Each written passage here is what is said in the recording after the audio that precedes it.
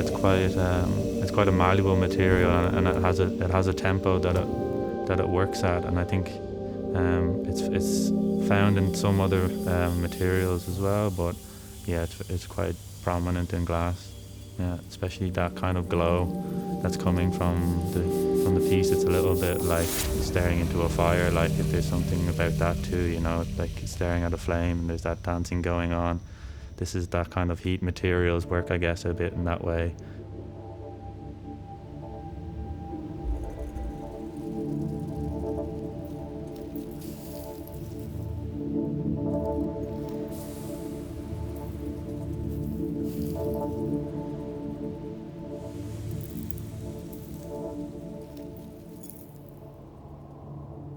You don't have time to sit there and gaze at the piece in between for 3 minutes and then, you know, think about your next step. You have to know beforehand and envision always beforehand what you want to do.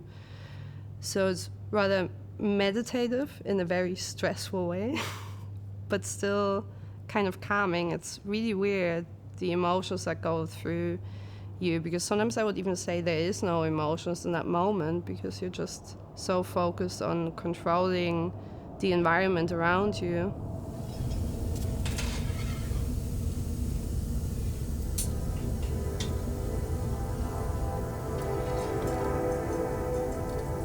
I think that the danger element in this work is something that requires also just awareness, and to be aware of our presence in the space is something that I find very precious, and I was happy to learn, and I'm still learning.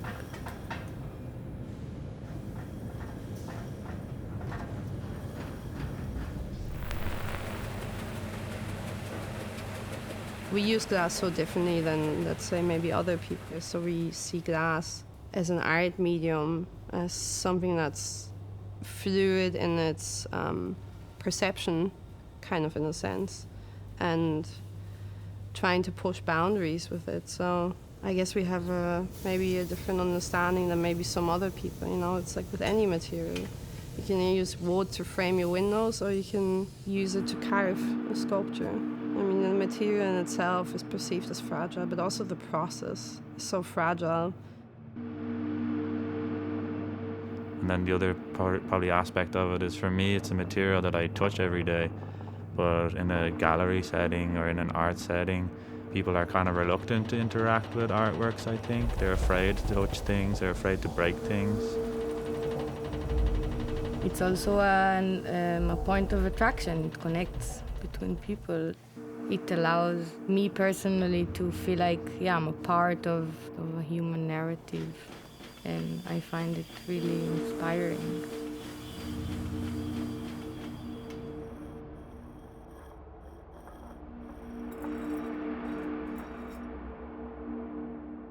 And I think also I speak for everyone else that we use glass as a material that we want to discover in regards to how far we can push it. Because glass has this really rare possibility of having you learn from it for as many years as you work with it.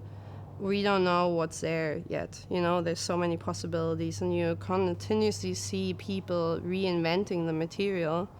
And I think that's something really fascinating about it.